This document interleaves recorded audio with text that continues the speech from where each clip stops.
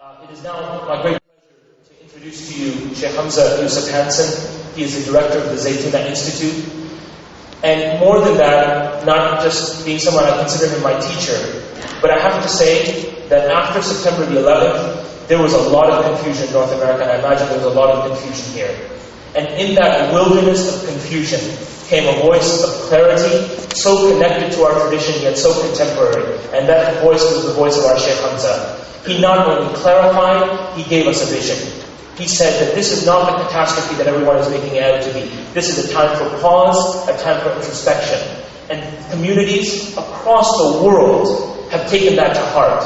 And when I talk, I know in North America, Chicago, Toronto, Montreal, Florida, Knoxville, Tennessee, California, communities where brothers and sisters have faced persecution, civil liberties violations, were inspired by the words of Shaykh Hamza Yusuf, and really took an opportunity to sit down and to look into their hearts and to say, what is our role in this? How do we need to draw ourselves closer to Allah? And what kind of work do we need to do to build the kind of world that all human beings need to live in? And he gave that perspective. And Jazakallahu khairan, may Allah bless him for giving us that perspective in a time that we needed perspective and vision and connection to Allah subhanahu wa ta'ala the most.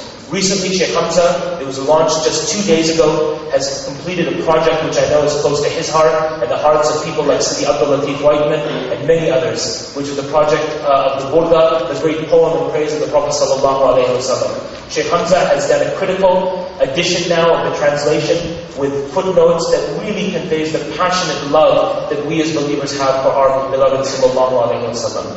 Printed in Turkey at the highest quality, the Burda set includes Shaykh Hamza's book, magnificent calligraphy by Sidi Muhammad Zakaria of the United States in a traditional Maghribi style, and on 3 CDs the entire Burda recited by the singers of Fez, Morocco, people who know this poem because they've taken it into their hearts. We only have today 28 copies of the Burda available, and more will be available soon, inshallah, and be available to the broader public. Shaykh Hamza last night made a very generous offer that 40% of the proceeds of the sales of the Burda will go to Q News. So those of you who, inshallah, after the program is over, after we have some closing remarks and dua by Shaykh Hamza, those of you who are interested can purchase, or you can contact Sandala Records or Abdul Latif Whiteman to get further copies of the Burda, because it is indeed a magnificent and grand effort. Brothers and sisters, without any further ado, it is not only our pleasure, but I think we are blessed by Allah to have the presence of our Shaykh Hamza Yusuf.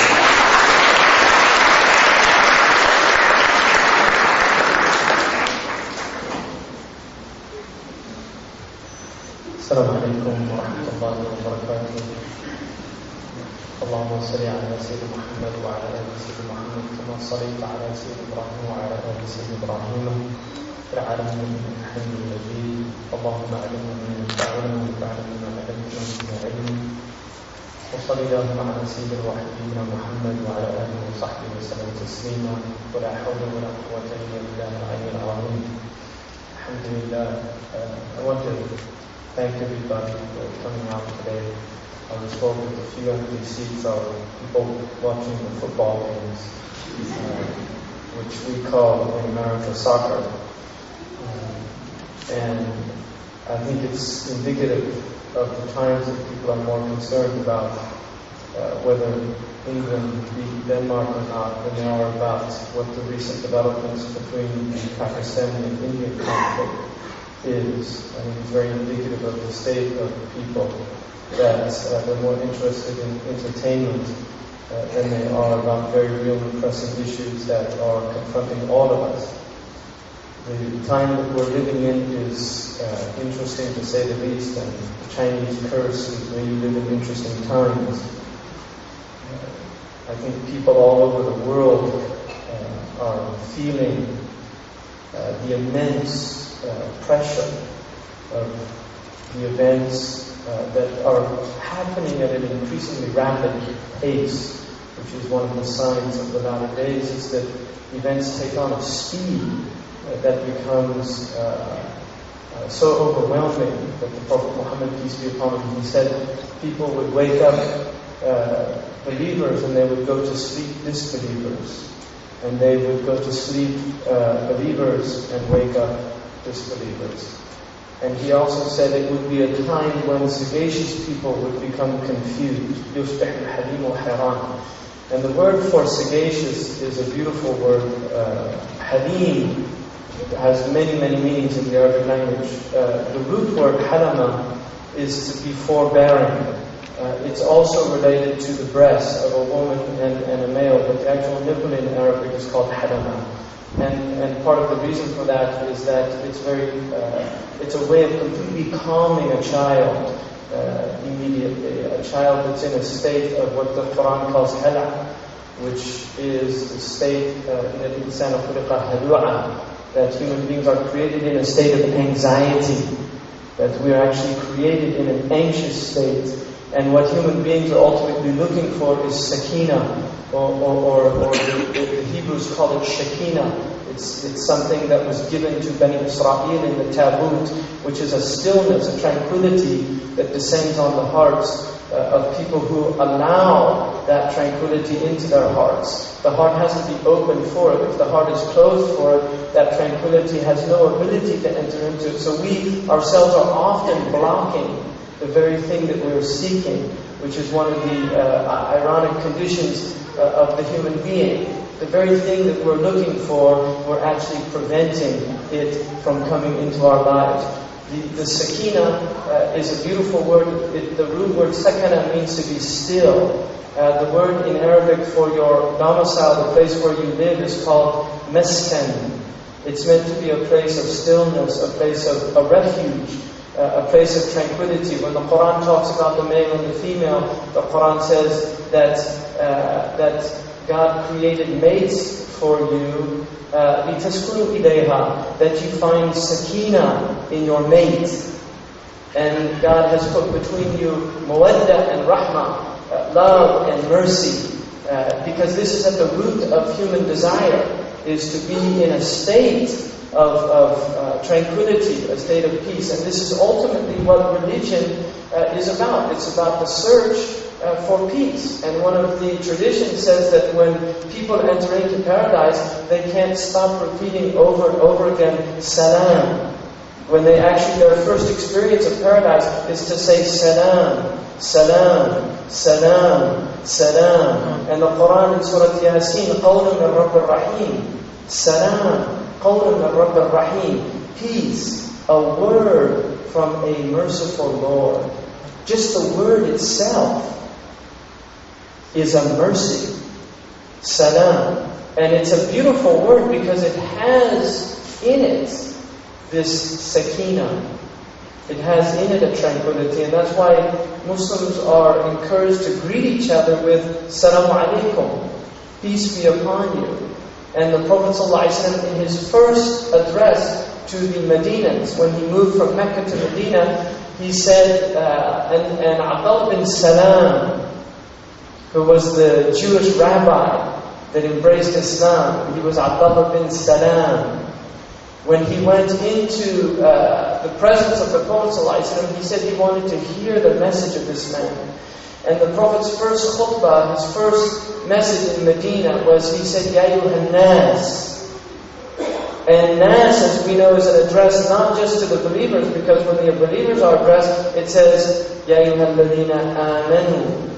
When humanity is addressed, it says, Ya ayyuhan nas. And the Prophet ﷺ said, Ya ayyuhan nas, afshu salam, spread peace, wa at'imu ta'am, and feed the hungry food, wa sallu bil-layli wan-nasu niyam, and pray at times when others are asleep. تَدْخُلُ الْجَنَّةَ بِالسَّلَامِ, you will enter paradise in peace. And the message began with peace and ended with peace. The message began with peace and ended with peace. The Prophet, whenever he finished his prayer, he consistently said after every prayer, Allahumma anta as-salam, wa minka as-salam, وَإِلَيْكَ يَعُودَ السَّلَامِ فَأَحْيِينَا بِالسَّلَامِ. Oh God, you are peace, and you love peace.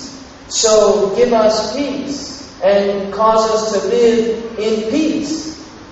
And this is why the Prophet ﷺ said, لَا تَمَنُّوا لِقَاءَ الْعَدُوِّ Don't desire to meet your enemies in battle. وَلَكِنْ اسْأَلُوا اللَّهَ الْعَافِيَةَ. But ask Allah for peace and well-being. وَإِنْ لَقِيتُمُوهُمْ فَاثْبُتُوا. And if you do meet them in battle, if you're forced into it, then be brave. And this is why I would make the correction, and I appreciate the remarks by Raja very much. I would make the correction that a jihadi does not believe that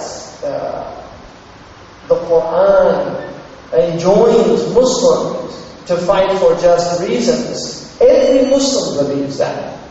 And if they don't believe it, they're denying something that is absolutely essential and clear in the Quran.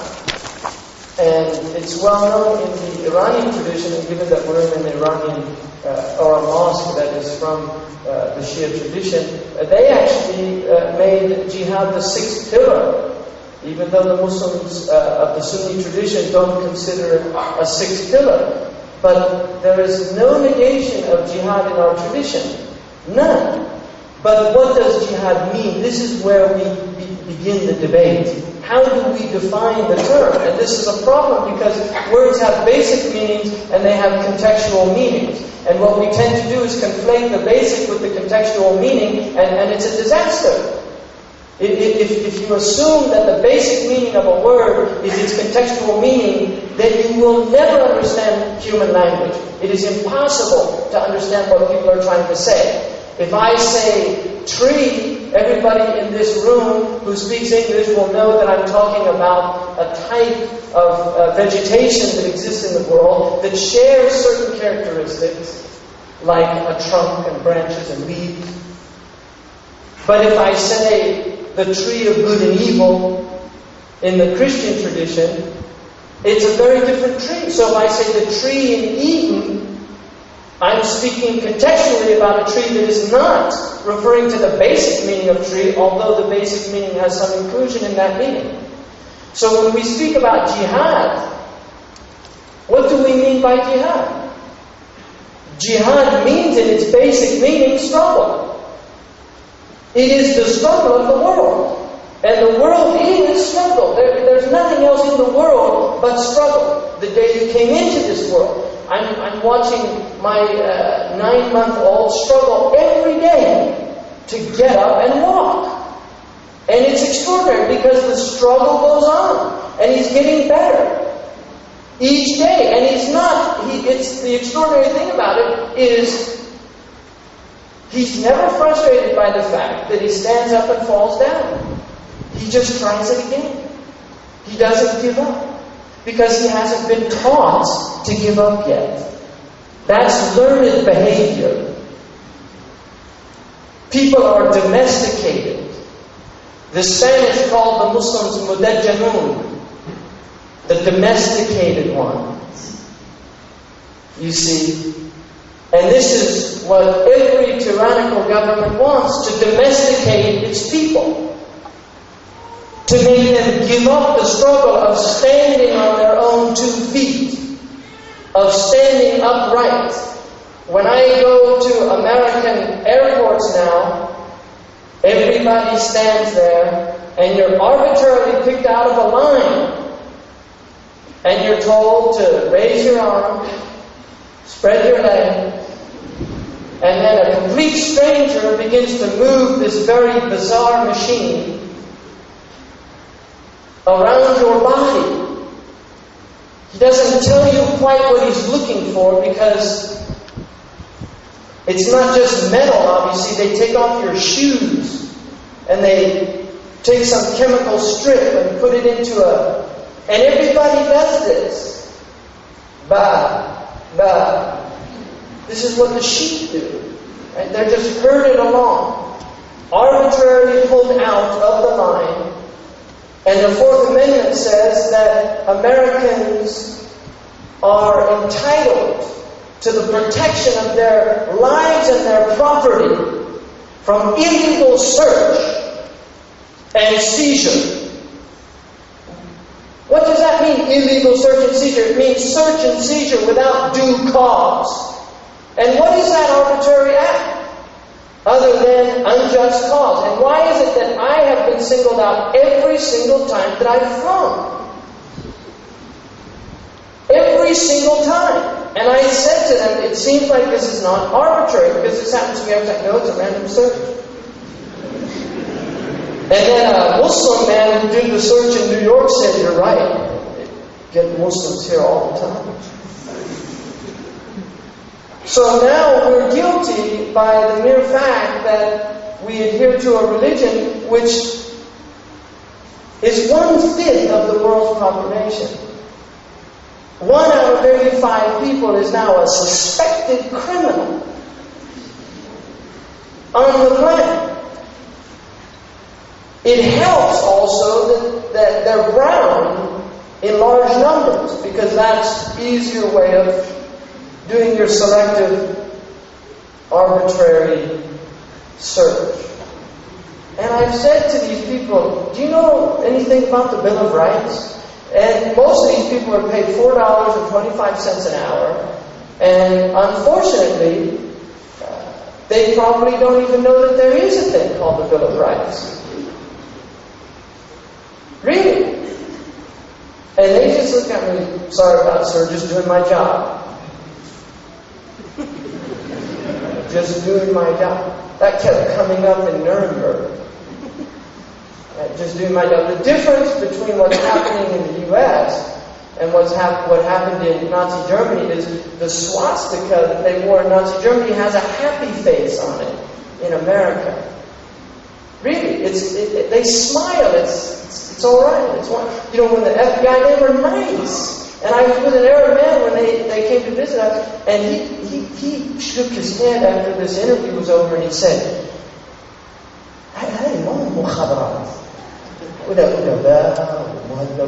he said, these aren't, this isn't intelligent. These are like educated, erudite, sophisticated people. And most of them, they had 4.0 or 3.8. They went to top schools in the United States. They probably played football. A lot of them were probably quarterbacks or halfbacks. And they're wholesome, clean guys. But they're also unaware that they're undermining the very thing that they actually swore to protect, which is the Bill of Rights. Most of which is not only consistent with the Islamic tradition, but actually some of it is derived from the Islamic tradition.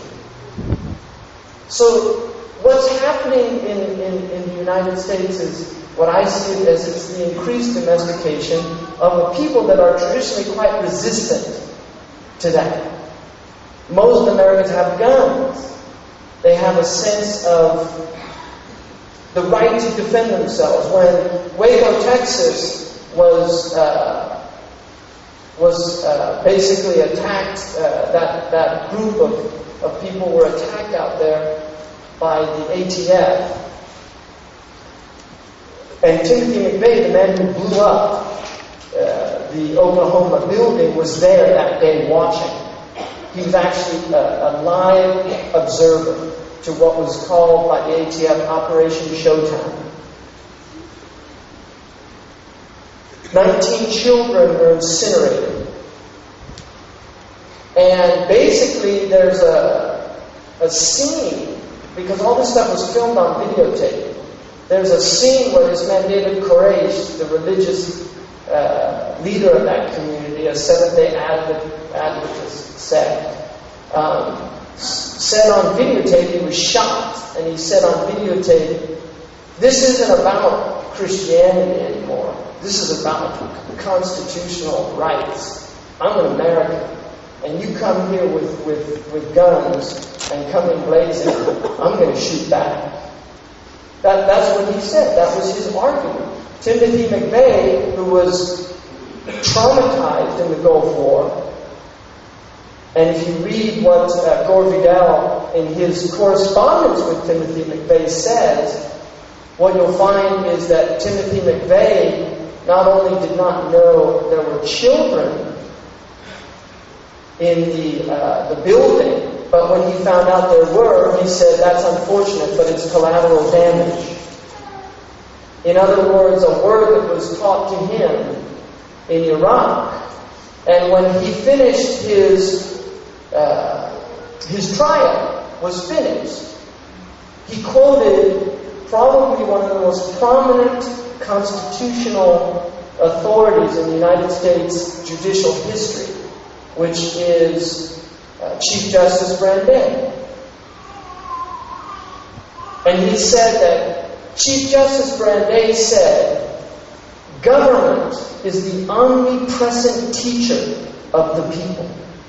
What the government does, the people will learn and do in turn. And when the government becomes criminal, people will become criminal because they lose belief in law." And this is one of the reasons why the Muslim world is filled with governmental corruption and corruption in the marketplaces, because people have learned well the lessons of those put over them. Now, where does this all take us as individuals and as collective groups of people trying to deal with the circumstances that we find ourselves in? How is the struggle defined? If jihad is indeed a struggle, how do we define jihad as our struggle? Because if you're not in jihad at some level, you're not in Islam. If you're not struggling, you're outside. You've given up. And the believer doesn't give up. I would say that first of all, we have to recognize that times and places dictate behavior as well as what is said. And this is something many Muslims don't understand. If you look at the discourse in the Quran in Medina, it is not the same as the discourse in Quran in Mecca, and it is very easy for most masters of Quran to recognize the distinct difference between the language of Medina and the language of Mecca, which is a very interesting proof as far as the Muslims are concerned to the divine nature of the Quran, because authors tend to write in similar genre. And yet the Medina discourse is completely different from the Meccan discourse. Why? Because circumstances change. After September 11th, a lot of people got upset with me because I wasn't saying things that I was saying prior to September 11th. Well, as far as I was concerned, circumstances changed. Circumstances changed. And the definition of rhetoric, which is the art of telling the truth according to Aristotle's definition, the Arabic definition of rhetoric is al-kalam alladhi yunasibu muqtada al-hal. It is speech that is appropriate given the circumstances you find yourself in. And I personally believe in the power of language. I believe in the power of words. I believe that the Quran, when it says that this is the kalam Allah, that the fact that God chose to introduce Himself throughout history with language, it indicates to me that the most powerful element in the world is language. And when Roger spoke of the trivialization of the media, what he was speaking about was the trivialization of language. And Muslims are people who have traditionally taken language very seriously and have recognized that the highest jihad is to speak the truth in the presence of unjust government. كَلِمَةُ حَقٍّ عِنْدَ سُلْطَانٍ جَائِرٍ. This is the highest jihad. The Quran says, وَجَاهِدْهُمْ بِهِ جِهَادًا كَبِيرًا. Struggle against those who reject the truth with it, with the Quran, in a great way, in a jihad kabir. That is a jihad of the tongue. It's called jihad al-lisan, which is not the same as jihad as-sayf. They're not the same. There are different types of jihad. They have different function. One of the things that the Muslims have forgotten is that the word da'wah, which in the extraordinary Quranic language is the word in which you call people to Islam. The word means an invitation to a banquet in the Arabic language. Now, my friend Muhammad Zakaria, who wrote the preface to the Burqa, said in that preface, Islam is an invitation. And in order for that invitation to be real, it must be open to both rejection and acceptance. And that is why the Quran has never commanded people to persecute other people because of their rejection of Islam. It had commanded the Muslim to fight against those who persecuted them for their belief in Islam, not to fight those who chose not to believe in Islam, because the choice is a divine gift. It's a gift from the Lord of the Quran. لِمَنْ شَاءَ فَلْيُؤْمِنْ. Whoever wants to believe in this book, let him believe. And whoever wants to reject the book, let him reject it. And you كَلَّا سَوْفَ تَعْلَمُونَ. You will come to know. That's the basic premise of the entire Quranic discourse, is to reserve judgment until the next life. And then it will become clear. When you die, either there's nothing or there's something. If there's something, either the Christians are right, the Buddhists are right, the Hindus are right, the Muslims are right. And according to the Islamic tradition, they all have some historical truth. All of these great revelatory teachings have this historical truth. And that is why Muslims traditionally honor the peoples of the book. In a day and age in which Muslims react to any dissent amongst their ranks by wanting to pull out the baseball bat if you're in America, or the cricket bat if you're in England, and smash the person they disagree with over the head, either verbally or physically. One has to wonder about what's happened to our civilizational discourse when Abu Hanifa radiallahu anhu debated atheists in public forums, listening to them in front of thousands of Muslims. Because Muslims did not shy away from debate. Debate is at the essence of the human condition. And we learn so much through dialogue.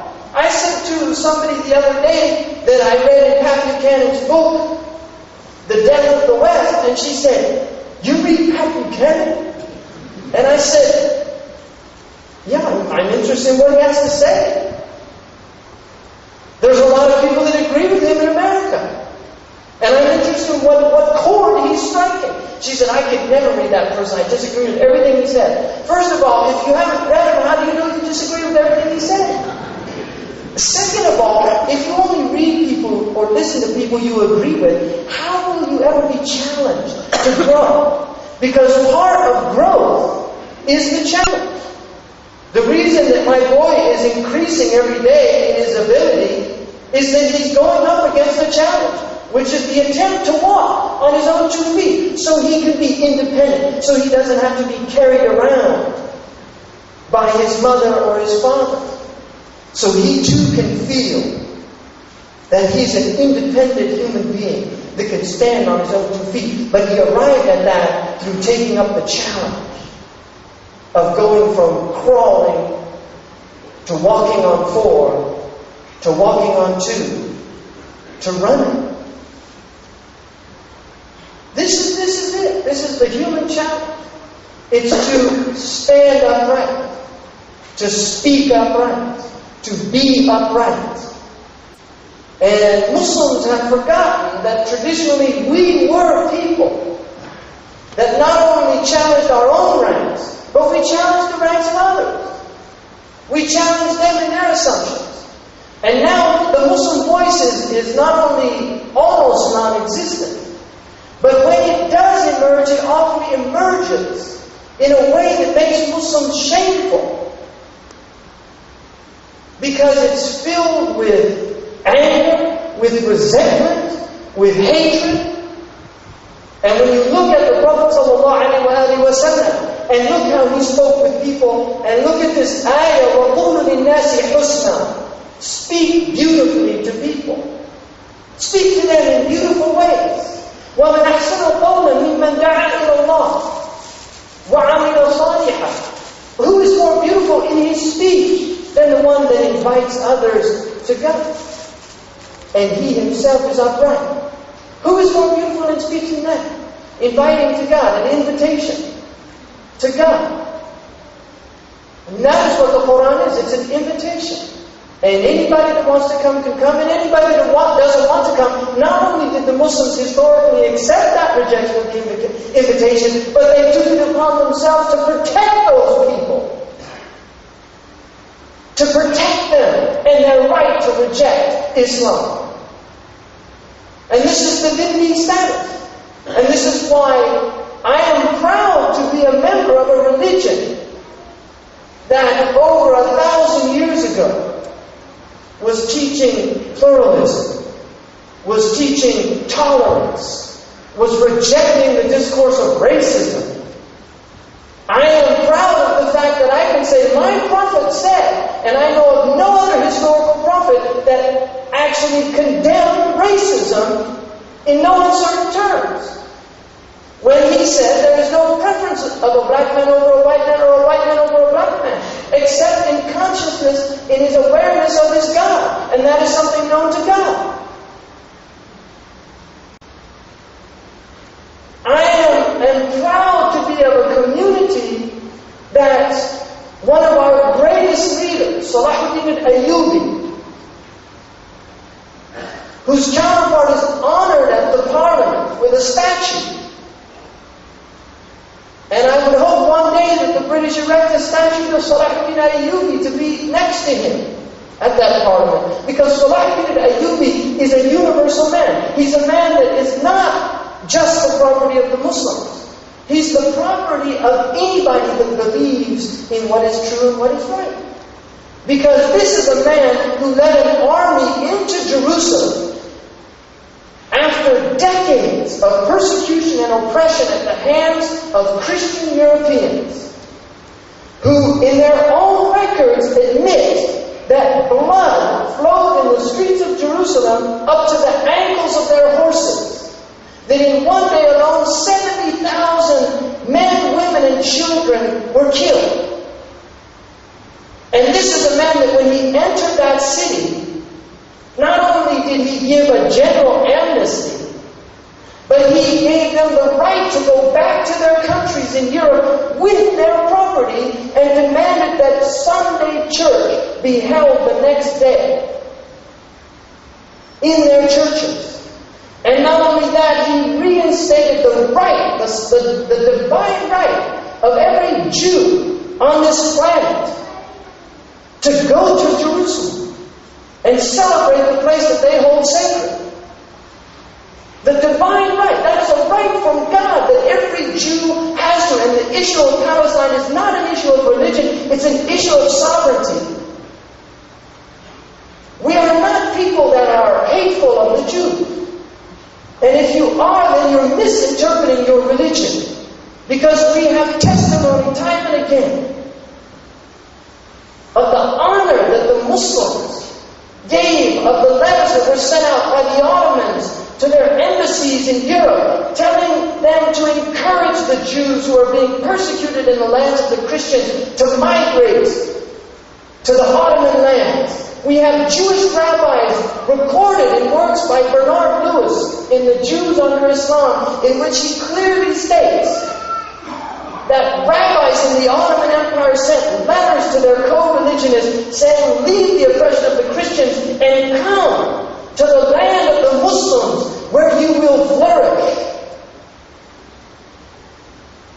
This is the religion of Islam. And this message is never more important than in the time in which we are living, whereby religious conflict, racial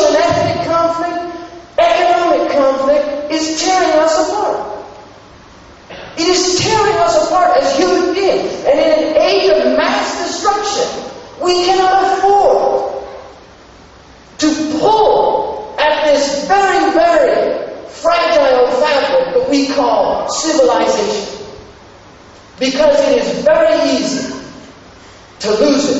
And when it's lost, it's very easy to get it back. And just ask the Afghani people, who since 1973 have been dealing with the fact that their country has been under the worst forms of tyranny, anarchy, and finally an attempt of a beleaguered people raised in the hell of war to reestablish some type of security within the borders of their society, which is a divine right. And people laughed at them and mocked them, demonized them. They made mistakes. But given the circumstances, would people in this country fare any better? We have immense work to do. Education. Dissemination of a voice that needs to be heard. Once again, it needs to be heard powerfully, and it needs to be spoken powerfully and heard. And the beauty of fair-minded people everywhere, and I believe that if we can get beyond the emotionalism, if we can get beyond the provincialism, we can get to some core values that we share as human beings. And we as Muslims in our own tradition believe in Abu Mansur al-Maturidi and the Maturidi school's distinction of natural revelation and the revelation that is prophetic. Natural revelation is an awareness that the intellect has the capacity to discern right and wrong. And this is why justice is a shared concept. We might differ on the particulars, but the universals are in agreement. And this is why Muslims can go to a non-Muslim court, contesting, and feel that they've been judged fairly in many instances. And this has happened. And most Muslims would believe that they have a greater chance of getting a fair trial in England than they do in many Muslim countries.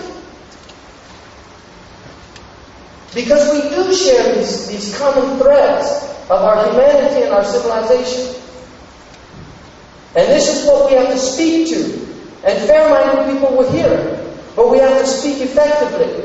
And I want to finish with some Quran, but I want to give you one example of why I do not believe it has to be our historical destiny in these countries to be laughed at, to be ridiculed, to be mocked, to be looked on with contempt.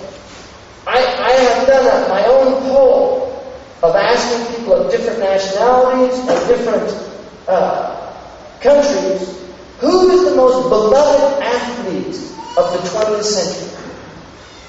Almost invariably, every person I have asked without thinking has said Muhammad Ali. And I said, isn't it interesting that a black man who is Muslim and has the name Muhammad is the most beloved athlete in the world? Why is that? The reason I believe is very simple. He embodies, in his own way, certain aspects of the sunnah of his Prophet. And even those who fought the Prophet Muhammad secretly admired him. They secretly admired him. Because Muhammad Ali was beautiful. He was beautiful to look at. When he smiled, that smile penetrated the hearts of even people that didn't like him. He had absolute self-confidence. When he spoke with complete certainty. He had no self-doubt. When the microphone was stuck in after fighting a very intense fight with Sonny Liston at the age of 22, when most boxers would have had eyes so swollen you couldn't see them, be so dumbed and dazed by being pulverized by the heavyweight champion of the world, when Cassius Clay had that microphone put in his face, what did he tell the world? And the world was listening. He said, I'm 22 years old. I don't have a scratch on my face. I'm beautiful. I talk to God every day. I must be the greatest. I just beat Sonny Liston. Because all the odds were against him. Muhammad Ali was a winner. He was a winner. Even when he lost, he was a winner. Because we forget that losers can be winners. And the Prophet ﷺ was always winning. When he went to Taqif, and they mocked him, they threw stones at him, they caused his feet to bleed. What did he say in his dua? Ya Rabb al-Mustada'afin, O Lord of the oppressed in the earth. Ila man takilun, who will you leave me with? Ila aduwan yatadahhamuni, to an enemy that will treat me like hell. Ila ba'idan la ya'rafuni, to some distant person who knows nothing of me. إِذَا لَمْ يَكُنْ سَخَطُكَ عَلَيَّ فَلَا أُبَالِي. If you are not angry with me, I have no concern. That is the dua of the Prophet ﷺ in what appeared to be the lowest point of his mission. His point was, this is all from you, and I recognize that because this is the nature of the struggle. You have valleys and you have peaks. And this happens to be a valley, but valleys can be beautiful if you see God in the valley, just as peaks can be beautiful if you see God in the peaks. But if you're in the peaks or the valleys and you don't see God, you've missed the beauty. And that is why the Prophet ﷺ was loved by anyone who came to know him. Muhammad Alexander Webb, who was a friend of Teddy Roosevelt, who became Muslim in the Philippines, challenged the people of the Parliament of Religions to find out about Islam and about this man in a real, truthful way, and then tell me that this man was not a prophet. Because I have no doubts that he was a prophet. And anybody that looks at his life should have no doubts. What we should be debating is, are prophets indeed emissaries of God? The debate is not whether this man lived the life of a prophet, because we know the lives of prophets. And his life is an exemplary life. The prophets of the Old Testament are tainted by the Old Testament's descriptions of them. So this is the message, and it's open. And there are people out there that if they know who he was, they might not accept him as their personal prophet.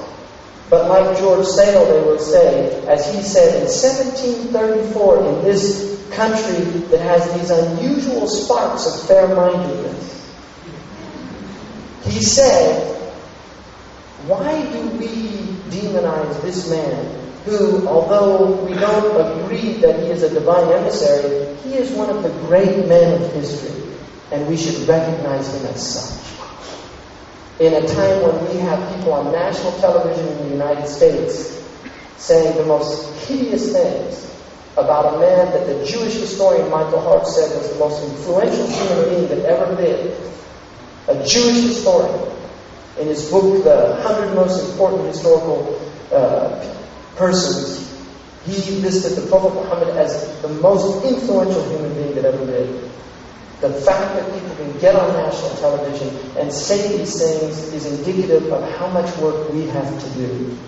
And my challenge to you is to say, like the Prophet said, when the mushrikeen, when they were, is that these people, they don't know what they're saying. They don't know who he is. They read some pamphlet, they read some ridiculous. They're ignorant. The ones who are ignorant, God will take those to account. كَفَيْنَاكَ الْمُسْتَهْزِئِينَ. God has taken care of those who mock you. Those who mock are another group of people. Ignorant people, and mockers are ignorant, but ignorant people who speak out of emotion, who speak out of ignorance, these people need to be educated. And there are those that we will win over If not as people that embrace Islam, as people that begin to see that this is a great tradition, it's a wisdom tradition, and the West has learned much in the past from this tradition and has much to learn today and tomorrow from this tradition. So I would hope that we support this voice, which is a voice for Muslims. It's an articulate voice. It's been a voice committed to improving its ability to speak on behalf of Muslims, and it needs help, and this is the time, and the people in this room should all commit to helping to establish an endowment. And I just want to end with, because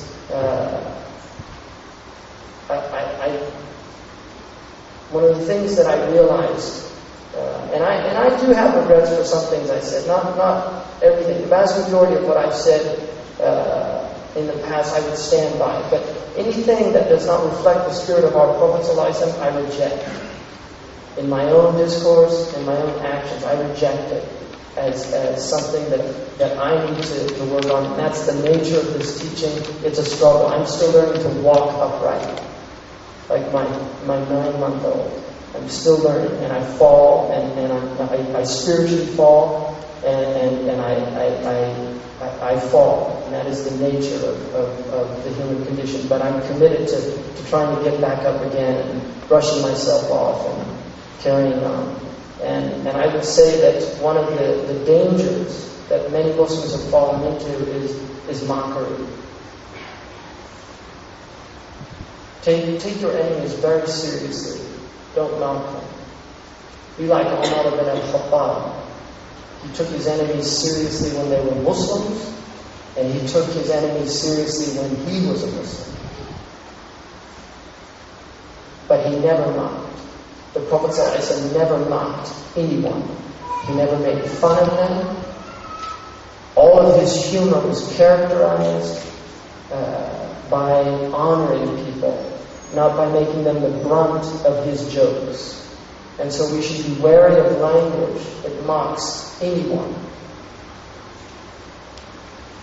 When Musa, who is the prophet most told of in the Quran, because he represents this eternal struggle between the Pharaonic model and the Mosaic model, the model of liberation and the model of control. And the struggle still goes on. When he was told to go to Pharaoh, he said, "Idhab anta wa akhuka bi'ayati." Go, you and your brother, with my son. "Idhab ila Fir'auna innahu tagha." Go to Fir'aun because he has transgressed the boundaries. And one of the beauties of the Quran, it never goes into details. It always leaves this kind of veiling, because the details become very disgusting of what people do, the details of their crimes. We don't want to know the details. إِنَّهُ طَغَى فَقُولَا لَهُ قَوْلًا لَيِّنًا. And speak to him gently. Speak to him gently. لَعَلَّهُ يَتَذَكَّرُ أَوْ يَخْشَى. That perhaps he might recollect and have awe of his Creator. This is Moses, the prophet, speaking to Pharaoh, the worst tyrant in the world at his time, and one of the worst in the history of human civilization. A man who said, "Ana rabbukum al-a'la," a man who claimed to be God, and yet the Quran says, "Speak to this man who's claiming to be me gently." قُولَ لَهُ قَوْلًا لَيِّنًا. Why? لَعَلَّهُ يَتَذَكَّرُ وَيَخْشَى. قَالَ رَبَّنَا إِنَّنَا نَخَافُ أَن يَفْرُطَ عَلَيْنَا. We have fear that he will do terrible things to us. أَوْ أَن يَطْغَى, or he will oppress us. So this is the human fear of opposing power. There is that fear. قَالَ لَا تَخَافَا. Have no fear. Have no fear. إِنَّنِي مَعَكُمَا أَسْمَعُ وَأَرَى. I am with you. I hear and I see. فأتياه فقولا إنا رسول ربك فأرسل معنا بني إسرائيل. Go to him and say, give us the children of Israel, ولا تعذبهم, and don't persecute them. This is Jihad al-Akbar.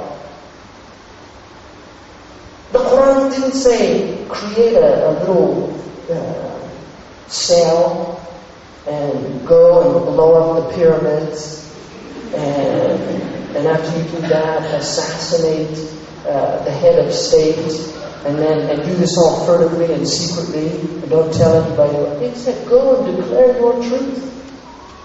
Go and speak your truth.